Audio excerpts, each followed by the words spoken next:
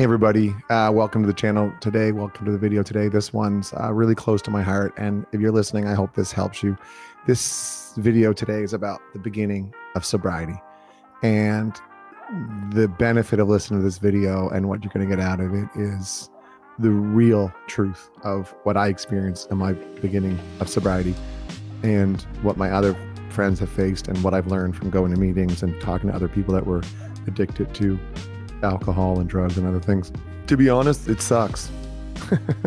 There's nothing else to say. The beginning of sobriety sucks, because first you got to do like the big book of AA. I don't have it in my room here right now. It's upstairs, but it is, I think the first 92 pages, 140-page book, if I remember correctly. 92 pages are about the first step, like admitting you're powerless over alcohol.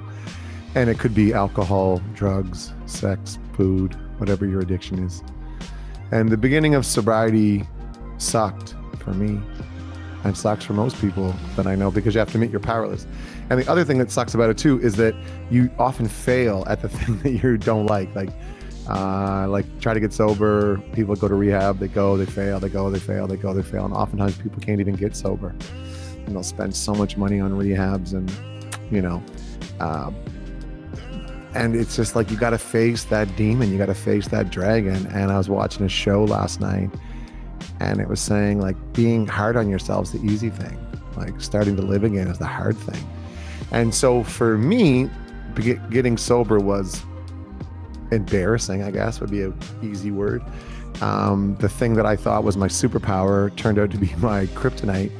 And I just couldn't believe what alcohol had done to my life. I started out drinking, like I said before in other videos, the night before my mom passed away, November 7th, 1992. And I just thought I was the coolest person ever. And I used to throw parties in high school and be a rep in university and big parties in university. And yeah, they're good stories, I guess. But in my second year of university, I knew I had a drinking problem. I told people I had a drinking problem while I was drinking. And I used to take drugs and speed to stay awake, if not I'd black out. But I didn't know what else to do. And then the last couple months I was drinking like this isn't the time to tell war stories, but just had 3 horrible incidents. And thank God those people are still my friends. One of them wasn't for quite a while, and we're friends again, thank God. So the work does pay off, but you got to give it all time and give it its time. But when I did finally realize I had to be sober and I couldn't drink alcohol and I had to get sober, it sucked. And I remember my aunt, bless her heart, said, you've met this beautiful spiritual teacher from South India, Sri Ravi Shankar, and you can walk this beautiful path that so many people have walked for thousands of years of this beautiful yogic knowledge, or you can be a drunk like so many people in our family. And you know how that turns out. It's your choice. And then she asked me to leave her house. And then one of my best girlfriends in the whole world, someone I still hold dear in my heart, and we're quite good friends still, and she's one of the most wonderful people you ever meet. She called me and she's like, you got to go to a meeting. And I was like, I know, I'm going tonight. And I went, and I had a baseball hat on and staring at the floor, and just couldn't, so embarrassed to be there. Like, how did I get here? I think I was 26. How old was I when I stopped? 26 years old. And I just was like, what the hell is all I'd known for 11 years? This is just drinking. I didn't even know what else I could do. And I went to meetings and I thought they were such losers and look at all these deadbeats and stuff like that. And then told that to someone, they're like, oh, go to this meeting. And I went to that meeting. There was a bunch of lawyers and judges and doctors. And I was like, oh, okay. And then I went over to India in 2004, and I knew I'd never drink again. I went over to Goa and I saw people really, really drunk. And I just had to find a new way to live. And in the beginning, Saturday night was the night, everything kind of built, the whole week built around Saturday night. And then after that, Saturday night didn't mean anything. That was like the X. Avoid Saturday night. So I'd meet people for breakfast. That's a big tip. Meet people for breakfast. Most people don't drink before noon except for Saturdays and Sundays. And if they do, it's usually like something's wrong. So Monday, Tuesday, Wednesday, Thursday, Friday, breakfast, Saturday, Sunday, people could have a couple drinks. Lunch is a great one. Meet people for walks, all these different things I did. But I just had to develop a new way of being. And honestly, it took me about a year. And then I went and bumped into my really good friend of mine, and we went and played bocce ball. And he actually smoked a joint, and he was like, are you mad at me for this? I'm like, no, man. And as long as you don't care that I don't. He's like, I never cared. You're the only one that cares. And I used to think that my drinking was so important, and then I checked the numbers, and the bars in Halifax were still doing fine, and the liquor stores were still doing fine, and I wasn't that important to the drinking scene in Halifax, or to anything really, which I thought I was. And that wasn't disempowering, that was so empowering, because then I was able to find a new way. And for me, that was the art of living and Sri Sri Ravi Shankar and finding this path and reconnecting to my love with Jesus. I'm not really a big fan of the church, but I love Jesus. I love his messages. Just feel love of the love. And I love what Sri Sri says and the breathing techniques and meditation. And I was able to find that. And since then, I've helped so many people get sober, and I take them to meetings, or I, just listen to them talk. And it sucks. It's not easy. It's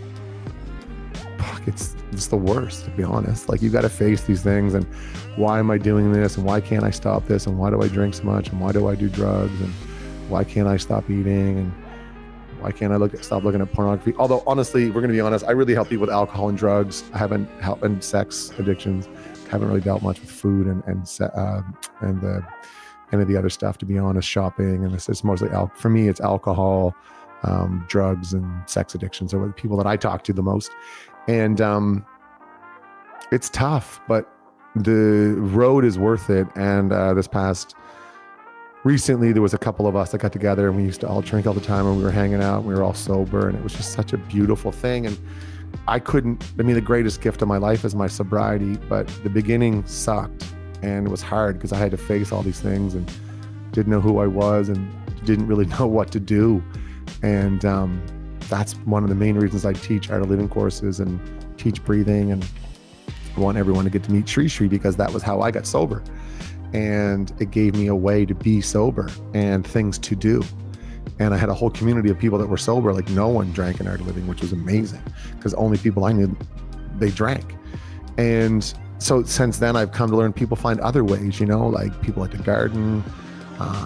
Some people connect to Christian mysticism, some people Buddhism, some people like to walk, exercise. There's different paths, and not everybody is going to find the same path, but you find a path, you find a way. A Course in Miracles, I have some people that are Course in Miracles people, but sobriety is possible. The white knuckling thing, I don't recommend.